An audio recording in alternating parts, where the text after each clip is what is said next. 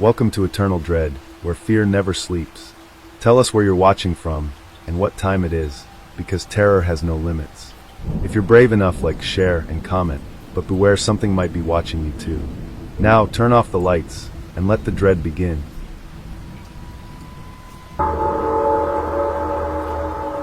I got a DM from a client the other day. $2K. Urgent. Please respond. Al Crowley 88. I clicked on the profile. Just a username I didn't recognize. No picture, no details. And I couldn't remember if I interacted with them before. I don't usually respond to random DMs, and I was busy getting ready for a live stream. But that amount of money got my attention. Worst comes to worst, it's another troll telling me I'm a useless whore. Yawn. What's the request? Custom vid. Addy. The reply came immediately. Guess it was urgent. I want you to draw me something. I stared at the message for a second. You are joking. No, I'm SRS. Draw me a picture. $2,000, no joke. Fucking LOL. I'd been a sex worker for 5 years. Honestly, I've gotten a lot over that period, but this was maybe the weirdest request I'd ever gotten. You think you've heard it all. I got a notification. My scheduled stream was about to start. I glanced down at my outfit. I was doing a pirate-themed stream today. Don't ask, reward for a long-time subscriber. So I was dressed like Nami from One Piece. In a very, revealing blue bikini top, short shorts, and a pirate hat, my own flourish. The subscriber didn't specify the pirate, but I'm a redhead right now, and I have pretty big tits, so go figure. I could kill 2 birds with 1 stone, and get some anime fans to tip me, and pay me to cosplay again. Believe it or not, I've been requested sexy Gaara from Naruto. But, I'm not gonna lie, this guy intrigued me. If nothing else other than for my own entertainment. I don't really draw. I'm not an artist, Addy. You don't need to be. I just want you to draw it. Okay, I'll bite. What am I drawing? This. He sent an image attachment. Ooh yay. Another dick pic. Not opening that. As if on cue, a chime. $50 was deposited into my account. With another message. Please open it. Fine. My dick ratings cost $20, so I was already ahead of the curve. And if it was something worse, well, let's just say I've been sent the darkest parts of the internet. So what the hell? I opened it, and what I saw was very strange. Stranger than I even expected. It was a scan of an image. It looked like it was taken from a very old library book that got beat to hell or something. The page itself was yellow and cracked, and on it, a symbol drawn in splattered black paint on a wall. A row of interlocking circles with a crude sketch of an eye, 6 times, along its circumference, contained within triangles. And there were words circling around the edges of the image, but it was in a language I didn't recognize. Like the letters were from some alphabet I hadn't heard of. I'd never seen anything like it. What is this? Addy. No answer. I waited, stared at the image, and then my eyes glanced up at the message chain, at the promised $2,000. Probably 8 streaming sessions worth of work. And if this is his kink, who am I to judge? You just want me to draw this? Like on MS Paint or something? Addy. No. On your floor. Chalk works best. This is a joke. And oh, Al. Another $50 into my account. This guy was a fucking trip. But he clearly wasn't kidding. I don't have chalk, LOL. I can run to the store. No. Need it now. It never fails. When the mood strikes, the mood strikes. They gotta get off right away. I rummaged through the desk next to my cam setup. Pushed aside random shit, makeup, papers, my toys. I found a pencil. I looked at the hardwood floor in my apartment. No way that was gonna work. Then I remembered, and found my old purse on the floor in my closet. And inside it, a thick black Sharpie. I tested it on the floor. Bingo. I messaged him back. Does a marker work for you? Again, the reply was immediate. Yes, as long as I can see it. Draw big. Calm down, my guy. Horniness does strange things to a man. Well, fine. It wouldn't take me more than a minute. Okay, drawing now. I pulled up the pic he sent me on my phone, ignoring my other pending messages, and the chimes from my scheduled live stream and loyal users asking where I was. They could wait. They might even like waiting. Besides, I kinda wanted to see where this went. So I kneeled down on the floor next to my bed, pulled aside the carpet, put Sharpit to hardwood, and began to draw. It actually showed up pretty well. Listen, I'm no Picasso, but I was pretty good in high school. I even did an art show with one of the teachers. It was a portrait of my mom. I made sure to take it before her third glass of rose. I think Dad still has it somewhere, if he even opened anything he had after she died. Really, my point is, I'm not so bad. I surveyed my handiwork. It was a little shaky. Circles aren't easy, you know, but it was pretty accurate. I might even call it damned good. I'd say he picked the right cam girl. I turned down the lights and took a photo of it with a flash. Sent it back to Al. How's this? No reply. Still nothing. Oh well, at least I made a hundo. And got a fun story out of it. Then my phone buzzed. $2,000. Yes, you did so well. I LVO you Addy. Al. Jesus fucking Christ.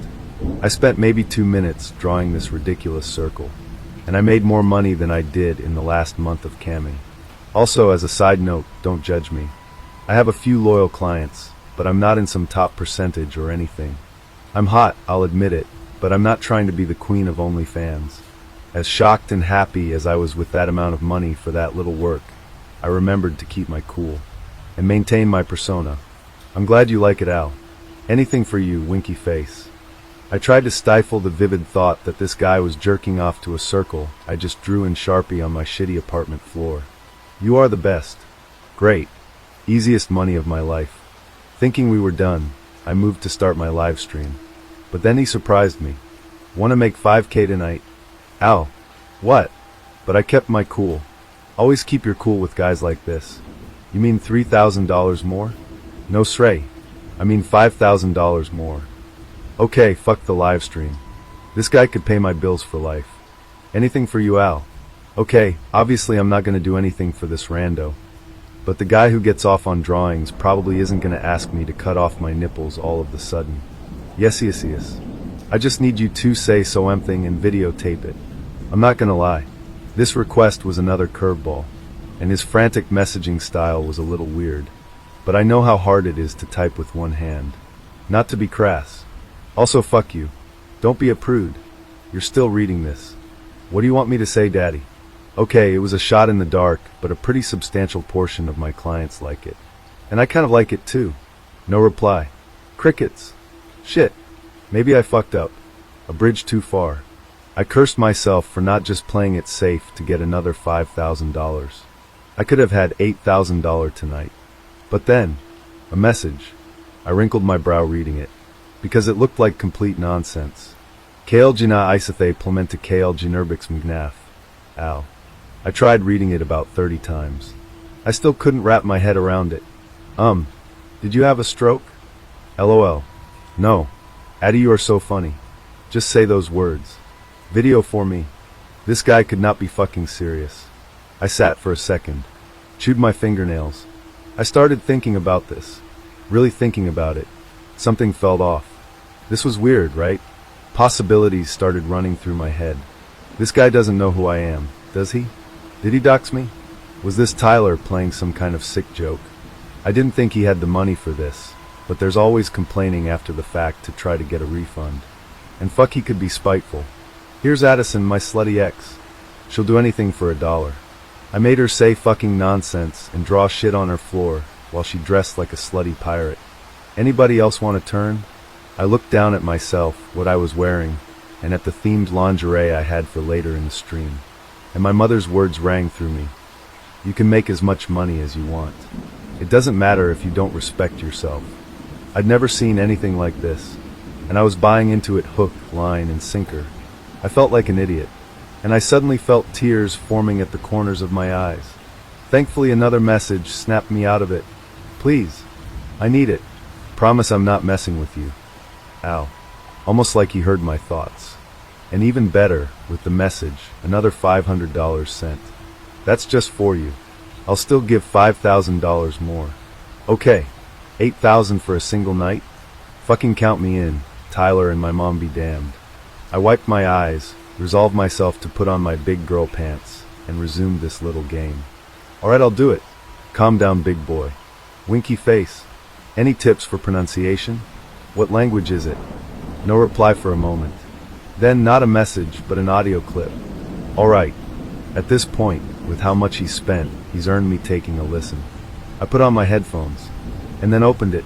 There was just a crackling silence for a few seconds. Then, a strange guttural voice started. Raspy. Like James Earl Jones, but after 1,000 cigarettes. He spoke the words right into my ears. It was very intimate, almost sensual. I was not like I imagined him, if it even was Al. The recording felt old somehow. Very old. Like those recordings from when people use phonographs, or whatever they're called. I felt chills shoot down my spine. Something about the recording felt very wrong. Instinctively I panicked. I ripped off my headphones and threw them on the ground, without even realizing what I was doing. I sat there for a moment. My breathing was sharp, rapid. My skin was tingling with goosebumps. A chime nearly made me jump. You there? Did you listen? Al. I checked myself. Was I getting this worked up over an audio clip from some random guy? This was his kink. No big deal. Sure, it was unique, and it made no sense to me, but I don't make a habit of judging people. I wouldn't have a job if I did. I collected myself and replied, Back to fantasy, Addy. Yes. I got it. I'll say it and record now. Yes, Addy, you are the best. I took another stab with my message. Who knows? Maybe I could make even more off of him. Want me wearing anything, winky face. Wear whatever you want. Just say the words. And make sure you do it in front of the drawing. That's funny. I don't usually get the cold shoulder, especially when I offer something like that. But I shouldn't be surprised. It just was an escalation of the first thing. I already knew he wasn't like any of the usual clients. Not so easy to please. In a way, it was refreshing he didn't just want me for my body. Instead, I'd be making $5,000 for my art and acting skills. And that kind of gave me a little thrill. So I set my phone up on my desk, positioned the camera so it faced me, kneeled down around the circle, and said the words as best I could. Kael Jina Isathe Plementa Kael Jinerbix Mgnaf.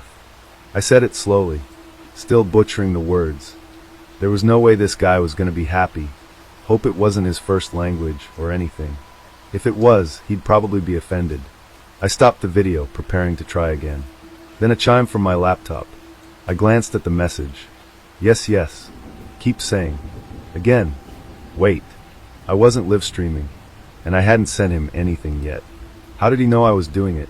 Did he just trust me that much? My doubts were quelled when another chime announced $5,000 going into my account. So I did what anybody would do. I kept saying it, over and over again, recording the whole time, and with it more chimes, more messages, tipping me to keep repeating this nonsense phrase. It was all fair game, until something started to feel strange. A chill struck me, and a guttural chittering hum, like from the audio clip, resonated through the air, like other voices were speaking with me. As I looked around the space, I no longer saw my centipede-infested New York apartment. I saw something else, like a hallucination, a desert mirage after a death-defying heat stroke. And I felt that I was no longer me. I was someone else, someone in a faraway place, in a time that wasn't now. Seeing things not meant for Addison. I sat in a vast, oppressive city that stretched out interminably, row after row of towering industrial architecture jutting out at impossible angles. A skyline of crooked spires climbed high above where I could crane my neck to see, their throats coughing black smoke into a sky polluted with the putrescent color of sickly green. And in that same sky, an innumerable collection of impossibly black, umbral stars. And they somehow felt alive. A wave of irrepressible horror shot through me. A sudden, icy realization of the existence of things I could not name, could not understand. Their names unutterable, except by a language already long dead when the planets were young and the sun was cold. But the mere existence of these beings somehow filled me with a sense of purpose, of appreciation for what could come, and what was to come, and what had to come, what must come. As I sat in that city where time had no place and God had no reign, whose name I numbly knew to be Kael Jinerbix, I felt the sable stars turn their malefic gaze straight towards me. I saw an engulfing green sky teeming with countless shadowy beings who knew me, and knew my shame and fear, and wanted me nonetheless, wanted me more for it. As if they saw me and straight through me, and through my soul, and every life I had lived in every past existence stretching through to the antediluvian eons of our feckless, aimless wandering. But that wandering was now at an end. Because I was myself. I was my ancestors. I was an ant, beholding the great works of mankind, my consciousness registering 1,000th, a 10,000th, 100,000th of their designs for an unaware, ungrateful universe. The stars yawned, bellowed, and the green sky turned black. The world tilted, turned in on itself. An endless city of onyx devouring itself, and devouring itself, and devouring itself, and swallowing whole the children of ancient Methuselah and greedy Belial and thirsting Kael Jinnah, and these half-wrought children begging for their mercy and devouring themselves as well. For they were imitators of a god they would never know, never fathom, a purpureal abyss of eldritch origins awaiting them and us all, a womb, a warm, wet, engulfing, swallowing, hungry womb, and bing! My phone chimed. I was back in my apartment, sitting in front of my drawing. My chin was coated with drool. Jesus, how long had I been out? And what had I just seen? Was it a dream? Almost like reading the words put me in some strange trance. Last thing I could remember was the video. I looked at my phone. It was almost dead, because it had been recording for 2 hours. I stopped it, scanned back through the video. It was just me sitting in place, repeating that phrase for Al, for 2 fucking hours. Bing! I glanced at my computer. You have done well. Al, you sure got my attention, because the notification that came through told me something impossible. Over the past 2 hours, Al had sent me $40,000. I stared at my computer, awestruck. Did I just make nearly $50,000 for a drawing and mumbling some nonsense? I almost felt bad for the guy. But who knows, I could have been talking to Jeff Bezos incognito. Another message. This one made me stop, and made my mouth go dry. You have done what was asked. You have made this high priest weep with quiet jubilation. The 2 hours that I passed out went through my mind again, sending icy shivers through my whole body. But then I realized something. Tried to keep my cool, but I had to say it. What? LOL. I never sent you the video. He didn't reply for a moment. But when he did, I felt myself shudder. But there is still more to be done. Addison, you are one of the heralds for the great beckoning.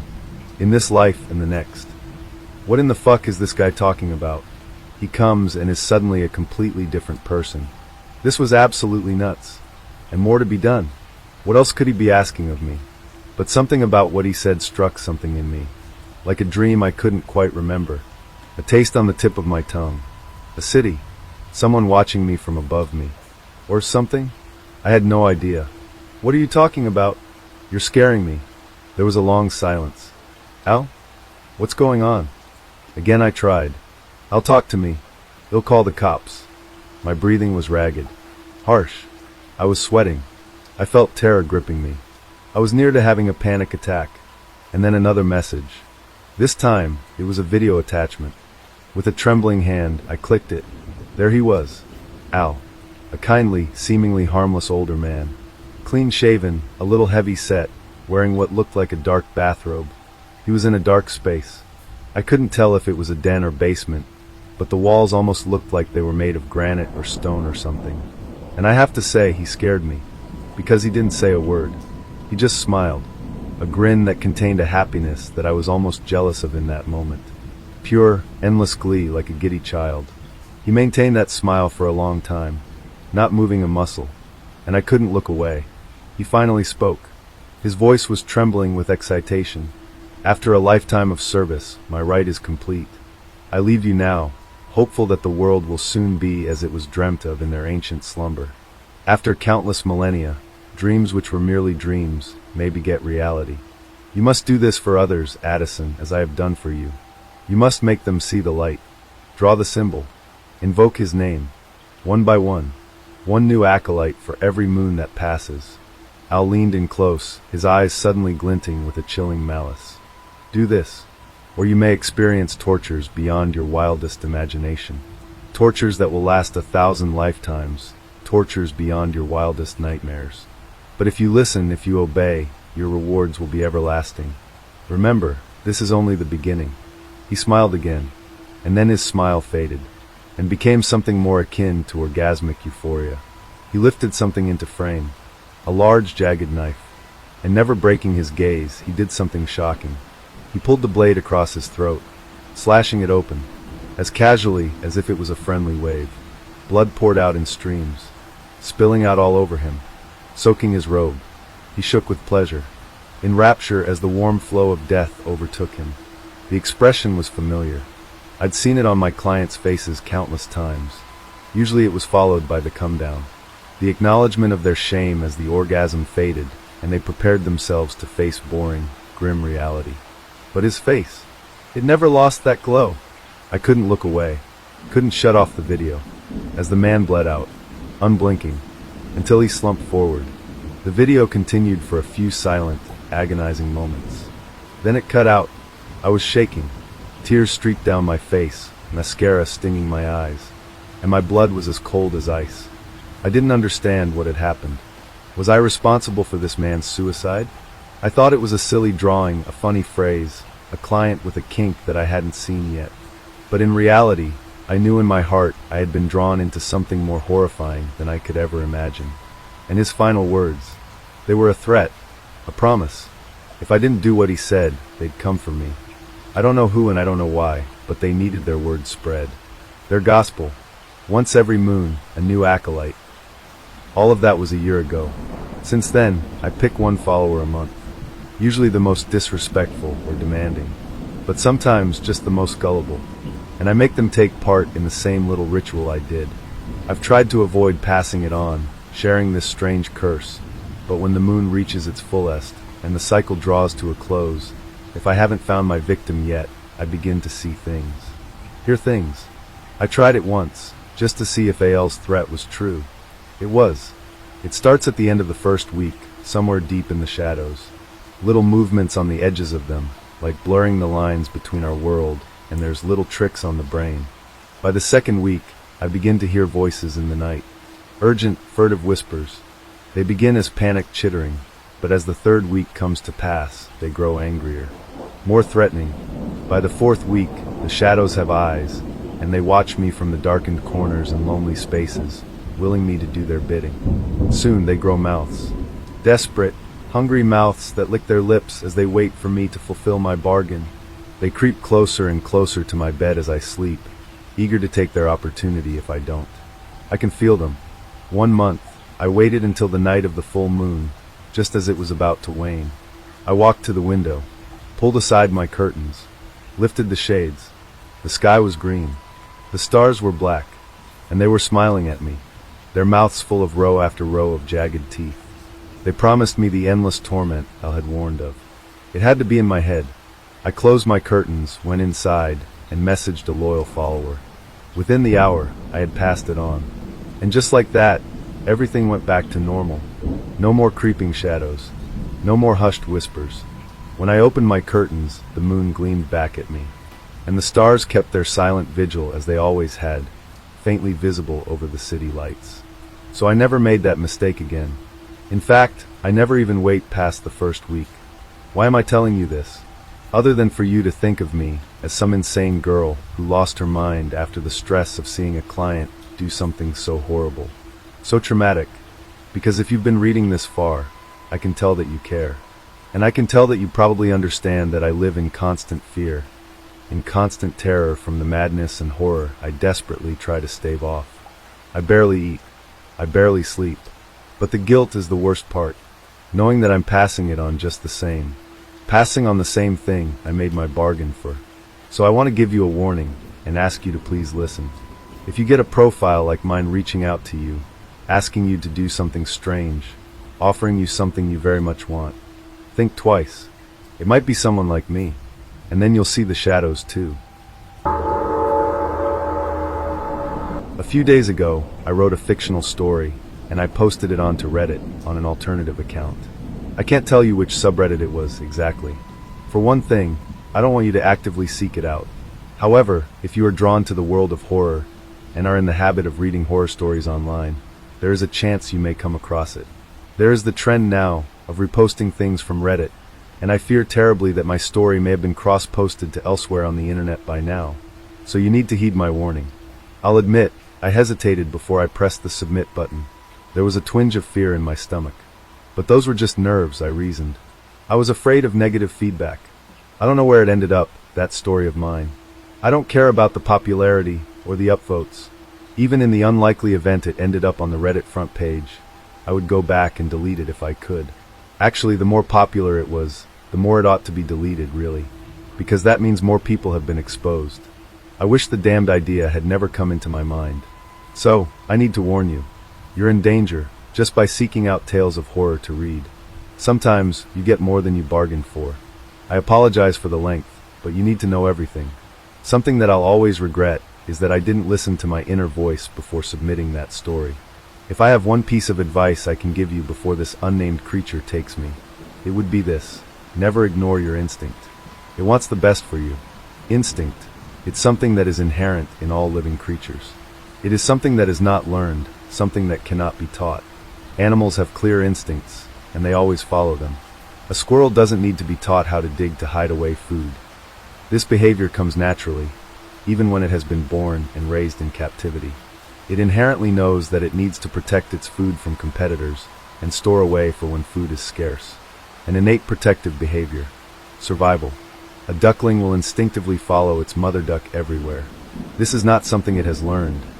It is something that is innate, a behavior pre-programmed and hardwired. Through following its mother, it stays protected from threats and is guaranteed food. Survival. An infant kangaroo rat will instinctively launch into an escape jump maneuver when it hears the sound of a rattlesnake, even when it hasn't ever heard the sound before, or had formed any rational knowledge of what rattlesnakes are. An innate, inbuilt reaction. Survival. That's what an innate instinct is. Not learned, not rational, not something you think about. An instinctive response, for the good of your survival. Us modern humans, though, we're so muddled up on that front, aren't we? We pride ourselves on our rationality. Humans know instinctively that danger can lurk in the dark, that the darkness is something we ought to be cautious of. Cavernous, deep darkness instinctively evokes a fear response in us, for the good of our survival. Not rational, just instinctive. But we modern humans, we think ourselves beyond these base instincts, don't we? We suppress our natural fear. We often even mock and disparage those who do not simply ignore their instinctive fears. We have constructed these shimmering, glowing cityscapes with tall, bright steel towers aglow with lights, cities and worlds that never sleep, to push away the darkness. We introduced electricity so light can be infused into our homes on command. Whenever we need it, we can expel the darkness at the flick of a switch. And in the midst of all this technology, we became dazzled by the bright lights and arrogant in our achievements. We allowed these unnatural lifestyles to suppress and blind our natural instincts. Rationality became a prized domain, and any inclination towards the basic instinct of fear became labeled irrational. Some of us, we seek to fill the void, to escape the numbness, the unnatural monotony of modern-day living, and feel that thrill of adrenaline, the fear. You know what I mean? That's why you're here. Some modern humans, though, don't understand that it wasn't mere intellect and rationality that brought us here. Equally, it was the irrational and unexplainable gut feeling of fear that contributed to the success of our species, too. Listening to your natural, innate, inner voice, even when it arises independently of the rational center in your brain, is just as important as being logical and intelligent. But we have gone so far the other way so as to become both ignorant and arrogant of this. It has gotten to the point now where we feel an instinct and we dismiss it, or we're so used to suppressing such feelings that we muddle things up and incorrectly interpret them. We've forgotten our native language, and so now it's all too easy to mistranslate. That's what happened to me that night, before I hit the submit button on Reddit. I incorrectly assumed that I was afraid of rejection, afraid of mockery, and then I focused my efforts upon this mistranslation of my fear. The truth is, though, that gut fear was actually my inner voice telling me, you should run the hell away from this topic, stay away from this story, don't submit. But I ignored the part of my brain that was looking out for my best interests, trying to secure my survival. A network of neurons, entirely independently of my rational frontal cortex, had picked up on something and were firing and communicating and lighting up my limbic area, my amygdala, making me feel afraid, signaling for me to run, protecting me, warning me, for the good of my survival. And I did it anyway. I pressed the submit button. I guess I'll have to start at the beginning. I have always been an avid horror fan. Reading, watching, writing. I always dreamed of giving something back to the horror world. I dreamed of crafting something that would invade people's minds and not let go, instill a lingering chill in their psyche that would magnify every creak in their house, give life to the shadows, make them doubt their solitude when they were alone. My dream was to haunt your nightmares. Except, for the past few years, I've had stubborn writer's block. It always seemed to be there, my urge to create, but I could never get it out. It was like an elusive thought at the tip of your tongue. You want to grasp it so badly, and yet it's always evading you, no matter how hard you try. And then it happened. My path to inspiration. Finally, a couple of weeks ago, I became ill and confined to my bed. I spent most of the day listlessly browsing the internet and trying to summon up the energy to fix some dinner. My older brother, Eric, God bless him, came over as soon as he heard I was ill, with sandwiches to last me the next few days and chicken soup in a thermos. And best of all, before he left he thumped a large book down on top of my duvet. "I spotted this at a yard sale," he said. "Thought you might like it. It'll keep you busy while you're stuck in bed. Terrible creatures of lore and myth from around the world." It was an old leather-bound, hefty book with yellowing pages. I felt a thrill as soon as I opened it. I flicked through. I was engrossed even before my brother made it to the door. I was feeling slightly sick, but the book gripped me such that I forgot about my illness. The author had, apparently, traveled the world and made a record of all the unsettling things he came across. I've been a huge horror fan all my life, but even I hadn't come across most of the creatures of legend mentioned here. They were all obscure creatures of tales from remote regions, and it was fascinating. The last chapter, though, you know that thrill you feel when you come across a gripping horror story? Of course you do. That's why you're here. There's nothing quite like that feeling. You feel the dread, but you can't look away. You let the story pull you. You tumble gladly into the world built up by the words. You're terrified, but deliciously so. That's how I felt reading that chapter. I don't have the book with me now, so I'll paraphrase what it said. I've read it enough times to almost know it by heart. It described one particular creature that is said to roam the land. It has no place of origin, no place to call its own, nowhere to stay. It is always waiting for attention, waiting to be acknowledged. As soon as anyone mentions its name, it takes that as an expression of interest, as an invitation. It latches onto that person. It takes this acknowledgement of its existence as an invitation into the victim's home, a gateway into the victim's life. The book described multiple, corresponding accounts of victims that the author had come across. Well, accounts from the victims' families. The victims themselves were long dead, died of undetermined causes. The author came across multiple stories of this nature, even spanning villages and towns, and they all had something in common. The families refused to name the creature. It was a well-known creature in these communities, and there was a knowledge of its name, but it was accompanied by a resolute silence. Instances of this creature latching onto people occurred when someone mentioned the thing's name for others to hear.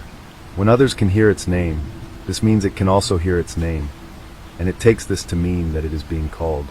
This had happened in these villages, the author was told, upon instances when someone had spoken of the creature either through forgetfulness, uttered the name out loud by mistake, ignorance, bravado, or disbelief. Since the demise of the victims had occurred within living memory, the inhabitants of the village had now resolved to keep the name a secret, not only for their own safety. They didn't want to invite the evil into their own lives, after all, but they also hoped that this would have the added benefit, so that knowledge of the creature's name would never be passed down to their children. The name would die with them, and so would these attacks of evil. The author, though, was equally resolute to get a name he could specify for his book. He was fascinated by the topic. His actual belief in this particular creature was lukewarm. While he believed in many of the strange and terrible tales described in his book, this particular creature, he felt, had been invented to attach hype and hysteria to cases of mental illness. He thought it was an interesting legend, though, and one he wanted to fully catalog in his book. He narrated how he had traveled from village to village, trying to bribe someone to whisper the name to him, or write it down. He was getting nowhere. Finally, he described, his fortune turned. He arranged an interview with the father of a boy who had fallen victim to the creature, and invited this man to his private lodgings. The man got extremely drunk during the course of this. I personally suspect the author may have plied the poor man with drinks, and, his reason gone, finally uttered the creature's name. The author wrote it down instantly in a notebook, and took it to the villagers to confirm if this indeed was the name he'd been seeking. Their reactions of horror were all he needed as confirmation. He described that the locals begged him not to put the name in his book for others to read. That would be exactly what the creature wanted, for its name to be heard and propagated. It would fuel the creature. It would create endless victims in corners of the world where its name had never before entered. Suddenly, the tables had turned, and now these villagers were trying to persuade him, begging him and bribing him to change his mind. First they tried to entice him with food and feasts, and later with money and jewels. The man who had told him of the creature's name was found burned alive in his house. An act of vengeance from the rest of the villagers for telling their closely guarded secret to a stranger, and allowing the evil of the name to be set loose upon the world. This made the author even more bent upon writing his book in full. He was disgusted by the villagers. The villagers insisted they hadn't done anything. This was the unnamed creature's doing. However, this made the author even more firm on his belief that this story had been founded merely by hype and superstition. They used this legend to add hysteria around mental illness and to excuse their own wrongdoings. This story was unlike the others he had come across. The described victim's terrors were so entirely subjective. He became resolute that it was time to end this childish terror of uttering a few simple syllables. When he remained undeterred in his conviction to include the name in his book, they chased him out of the village. He was a tool of the evil creature, they now said. The creature had been growing desperate to be acknowledged once more. It was determined not have its name fade into oblivion. Now, its name would be spoken abroad, with endless carnage and countless more victims. The author, too, would be a victim because he was propagating the name. It didn't only have to be spoken aloud for the creature to be summoned. If he propagated the name to others even though writing, it could be taken as an invitation, they said. Resolute, he left the village and finished his book. That chapter was the final chapter in the book. There was an epilogue from a guest writer, who said that the author had been struck down with a fever and malady of the mind shortly after completing the book. Ironically, on his deathbed, he begged for the book not to be published, and revoked his publishing agreement before he died. Those in charge of his affairs after his death, however, deemed this to be a moment of illness-induced insanity. The book was something he had devoted such a large portion of his life and energy upon, and if he'd been in his right mind, he would have wanted it to be taken to publication. They saw it as an exercise in anthropology. The publishing agreement was cancelled, but they took it to a small press and published a handful of books, so his legacy might live on, and his years of hard work and intellectual pursuit not go to waste. I finished the last page breathless. I was glad I had read it, but also mentally cursing myself, because reading something like that doesn't do well for a fever-addled brain, as mine was at the time. I had jumbled and disturbing dreams whenever I drifted into sleep. I sympathized for the poor author who had died in the midst of a fever, back when medical treatments were still in relative infancy. There were times when I fancied that I might be dying myself, because in my dreams, I became the author and the book became my work, and it was all incredibly confusing. Typical crazy, muddled, tired and no-brain stuff. Over the next few days, the fever passed, and I was back to full mental and bodily strength. I reread the last chapter in the book a few more times, and it was as though it lit a fire in my mind. A thrill of excitement. It was a relatively unknown piece of folklore, and would make for excellent horror story material. It was time that Reddit was introduced to this creature and the mythos surrounding it. The story and the way the book ended was, well, a little unsettling, admittedly, but it did make rational sense. He had just returned home after traveling foreign exotic lands. All sorts of diseases he could catch while there. Anticipating the anxious reader's interpretation, the epilogue had even included the official note from the doctor, who had described a swelling of the arm from a foreign insect bite. But still, perhaps it wasn't a disease. I shook my head and tried to shake the thoughts away. I went onto the laptop, and it was as though my recent illness had somehow rejuvenated my mind. The words flowed easily, and I typed and typed, my mind alit with the excitement of this new world I was creating for my readers to explore. I didn't stop to eat or drink. I didn't even stop to draw the curtains when the sun went down. I was sitting in a darkened room with the only source of light being the glow from my laptop screen, illuminating my face, and a mild glow coming in from the streetlights outside. Utter silence except for the steady clatter of my fingers of the keyboard. I was lost to the world. Finally, I was done. I had written my first complete story for years. I stared at the words on the screen, feeling jubilant and cautiously optimistic. It was a fictional account of a man whose wife had been affected by the creature. It detailed the legend behind the creature and all the horror it left in its wake. The title of my short story was the name of the creature. It was pretty good, I thought. I reread the story aloud as I always do after writing anything, to make sure my words flowed and made sense. Then I created a new Reddit account. My username was the same name as the title of the story. The name was cursed, according to the mythos, and I was using it as my username. It would add to the thrill. I copy-pasted those precious words of mine into the subreddit's submission box. As soon as I did, I felt a twinge of hesitance. I only was afraid of being attacked, I reasoned, by disgruntled Redditors. I was afraid of being disparaged, of having spent time on something, of having invested sincere energy into something, and not getting any acknowledgement for it. What if no one read it? Worse still, what if they read it but they didn't like it? Doubt not at me. Don't submit it. But then again, nothing ventured, nothing gained. I ignored my gut instinct, and I hit the submit button. My eyes instantly flicked to the number of upvotes. It's natural, isn't it? Oh, what a blessed and simple time that was, when my only fear was that of online mockery. How naive I was then.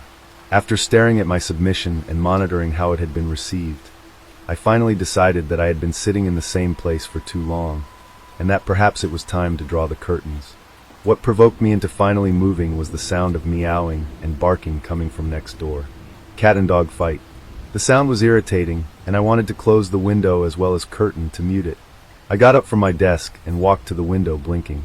There was the afterimage of my laptop screen still in the middle of my vision.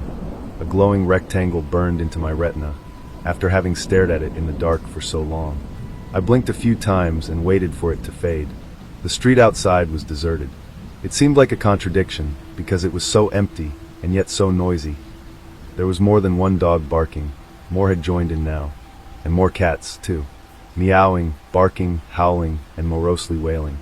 You could hear a few owners shouting at their pets to get them to pipe down, but to no avail. And yet, the street was lifeless and still. I sighed. It took just one animal to start some noise, and it would spook the others, and they would all join in. The street itself was entirely deserted, except for a tall, lanky figure standing on the pavement a few houses down, motionless. It was standing underneath a lamppost that was unlit, so I couldn't see it. I almost dismissed it, except, just as I was about to draw the curtains, a car passed by. Its headlights illuminated the road and pavements for the few seconds it took to pass by. The light was coming towards me, but the figure was backlit, so it was only visible as a black outline. In that moment, though, I could see that the shape didn't seem quite right. I squinted, and although this person was facing me, it seemed that he didn't have a face. Just a blank piece of skin where the facial features should be. I couldn't look away. And then the car passed, and everything was plunged into darkness again. I could see its silhouette still, but without light, couldn't make out any details. But as the moments elapsed, I grew less certain of what I had seen. A sudden trick of perspective, I reasoned. Must be some rational explanation. I hadn't seen clearly. I wasn't thinking clearly. I decided to ignore it and draw the curtains. I closed and locked the window too, so as to mute that the terrible noise the animals were making. Out of sight, out of earshot, out of mind. Trying to be a rational, sensible human. Twice that night, ignoring my innate fear instinct. I grabbed a sandwich, showered, and then went to bed. I was tired. I'd worked hard all day, and sleep came quickly. My sleep was not restful, however. Strange visions plagued me all night. I can't remember anything, except for a strange screaming voice that scared me awake. He's coming for you. He's outside your window. The scream was so loud, it seemed to reverberate inside my head, like a sound that had exploded physically inside my brain. I jolted awake and upright, and I was sure someone had screamed in real life. It took me a few heart-pounding moments to reason that it had been inside my dream. I was doused in sweat now, and too uncomfortable to lie back down, and too cold and shivery to get out of bed. Part of me wanted to check outside, certain something was outside my window. So I did, but only to assuage my fears. To be rational. I looked out of the window, shivering. Was I shaking because I was drenched in sweat, or was it because I was afraid? I glanced around the empty street. No strange figure anywhere. No figures or anything anywhere at all, in fact. I sighed in relief. I went to take another shower to relax and change into fresh clothes. I thought about checking up on my story, and somehow the line popped up in my head. It takes interest in itself as an invitation into your home and into your life. And I decided that I wouldn't take check up on my story about this mythical creature, because obsessive checking of upvotes is crazy. I went back to bed, and somehow drifted back to an uneasy sleep. I didn't turn off the light. I awoke late the next morning, yesterday, that is, and the morning sun, as it so often does, seemed to expel the previous night's terrors. It made me feel silly for yesterday's irrational unease.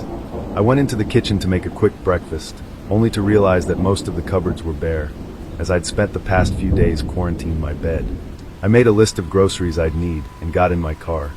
I checked the rearview mirror to back out of my drive. There was a figure standing in the garden behind me, tall and gaunt, just blank skin where the face should be. I slammed on the brakes and looked over my shoulder in panic. A tall tree. That's all it was. I laughed nervously and backed out, telling myself to keep it under control. This was absolutely ridiculous. I made it to the supermarket without any further mishaps. It was fairly early in the morning, so there weren't many people around.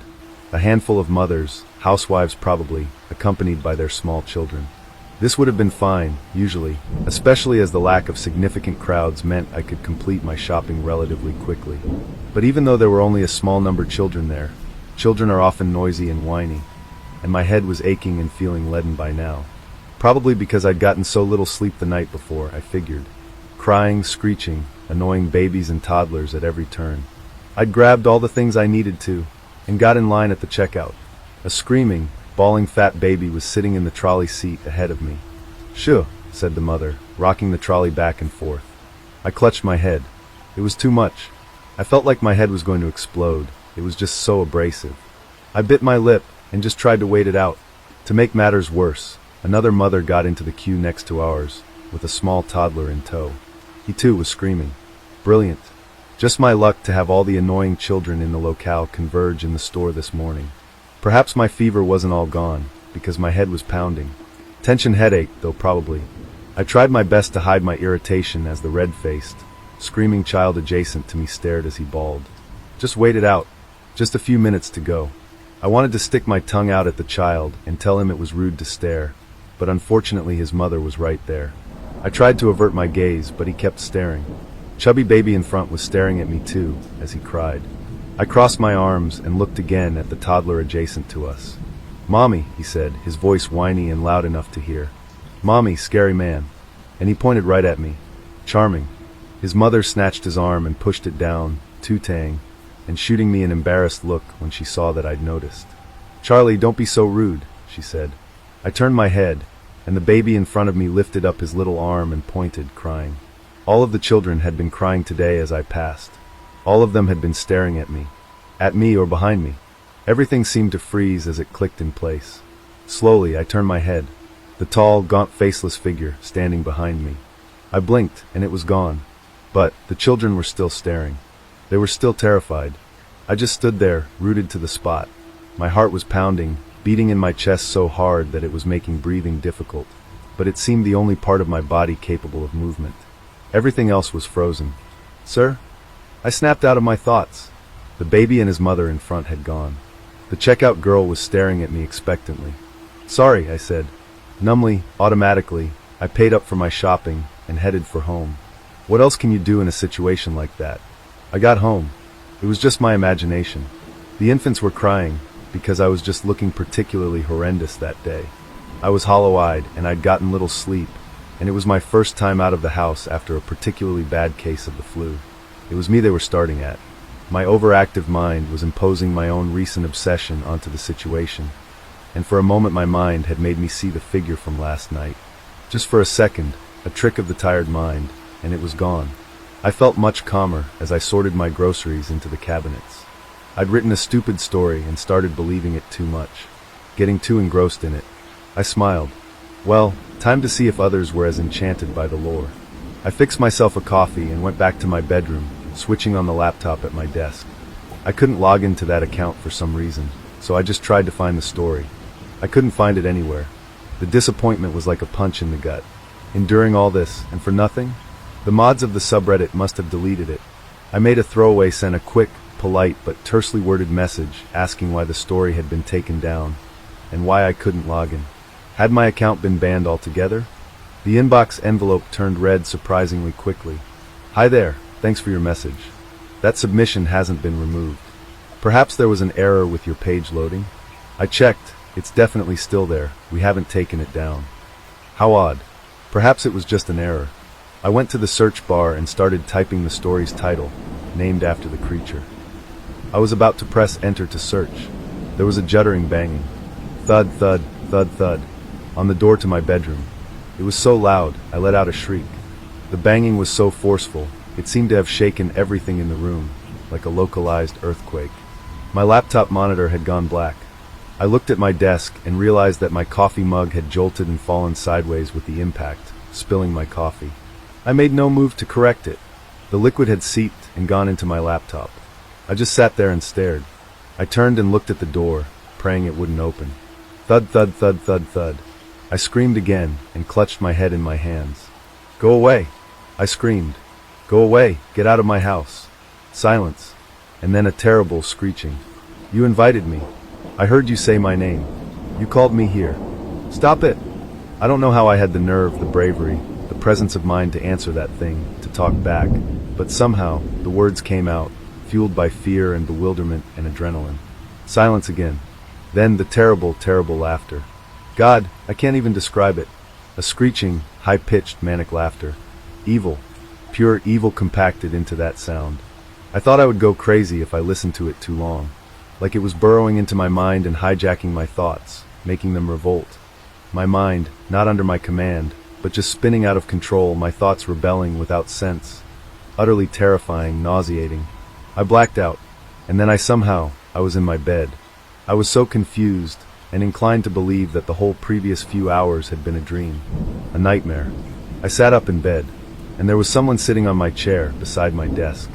The figure again. I scrambled out of bed.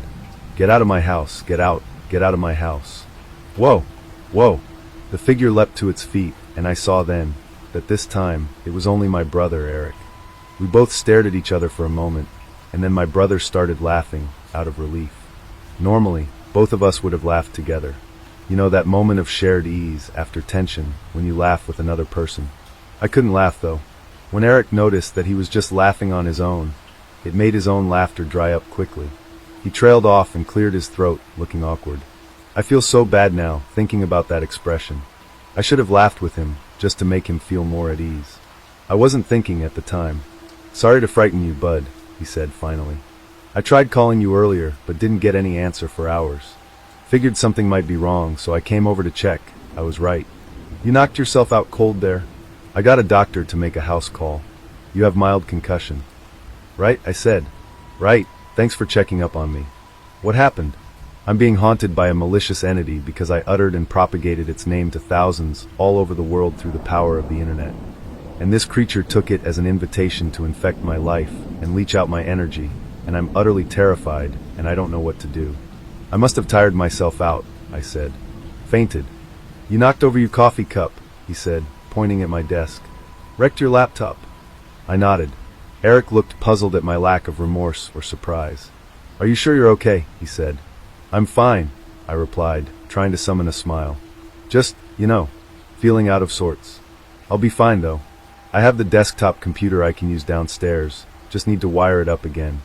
I was just thinking about the logistics of it and all. Already done it, he said with a wide smile. Got it all set up for you on the table downstairs. Want to come see? I obliged. I was grateful, of course. Eric was always going above and beyond the line of duty when it came to looking out for me, his little brother. But I just wanted Eric to leave. I didn't want my awesome, caring big brother getting involved in this mess. After a few more concerned questions, he did leave finally.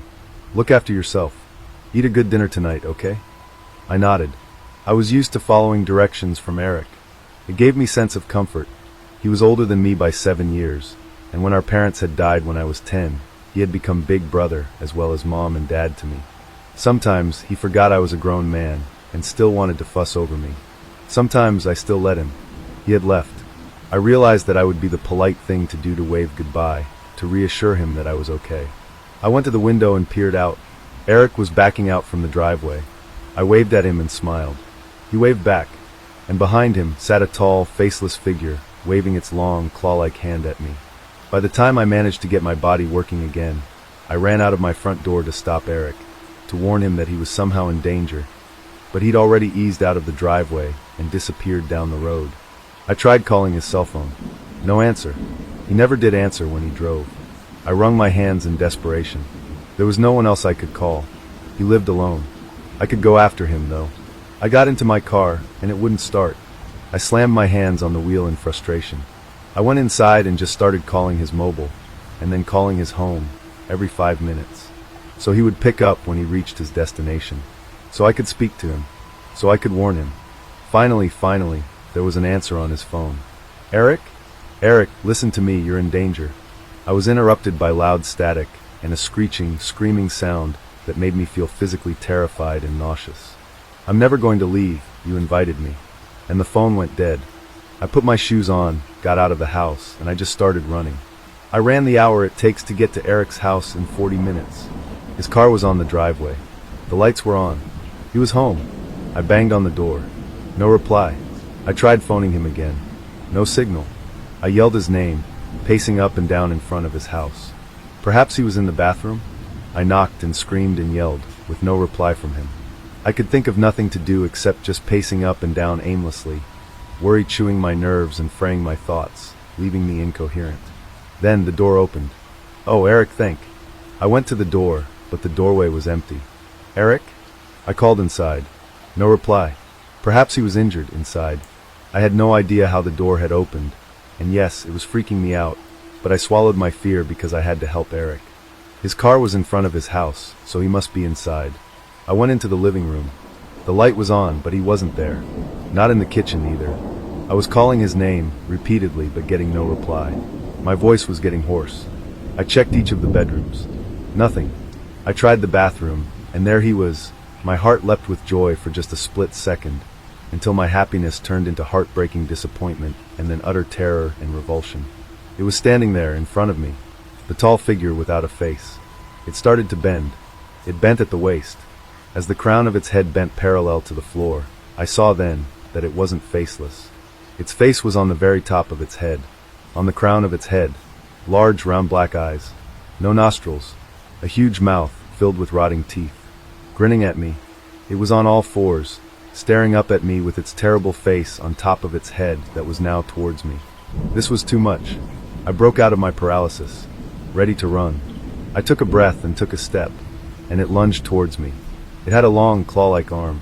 It was on all fours, and it only touched me on the leg. I was wearing shorts, and it had brushed its hand against the bare skin on my calf. I screamed and jerked away. It was no longer touching me, but it was as though it had burned my skin. The pain was like nothing else I have ever felt in my life. A sour, stinging pain, like someone was injecting me with bleach and vinegar and setting my pain nerves on fire. I couldn't move. My vision seemed to be slipping away. And then all at once it was gone. My vision cleared, and the figure wasn't there. My leg, I bent and reached for my leg, ran my fingers down my skin. I was expecting blood or a wound, because that's what it had felt like it had torn my skin or caused a burn or something. I ran my hand up and down my skin. Nothing. Not a mark. No pain anymore. I must have passed out, because when I woke up, I was still on Eric's bathroom floor, but it was daytime. I got to my feet, and I was crying, yelling Eric's name, and I frantically repeated last night's search. Ran through all the rooms. His car was still on the driveway, but he was gone. That's the most sickening part of this. Where is he? My poor brother, what's become of him? Why has he been dragged into all of this? Because he is an important part of my life?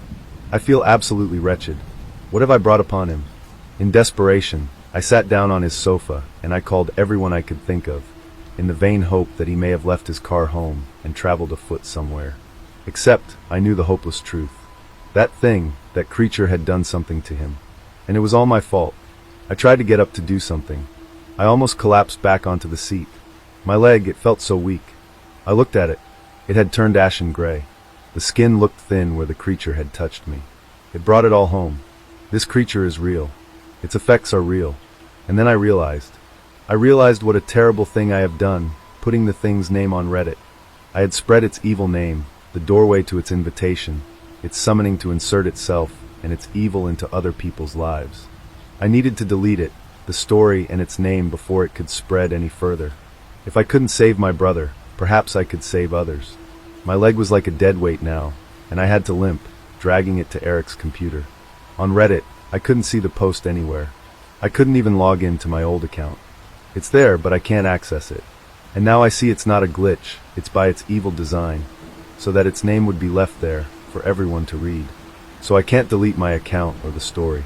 I can't message the mods of that sub telling them to delete a story on an account I don't have access to.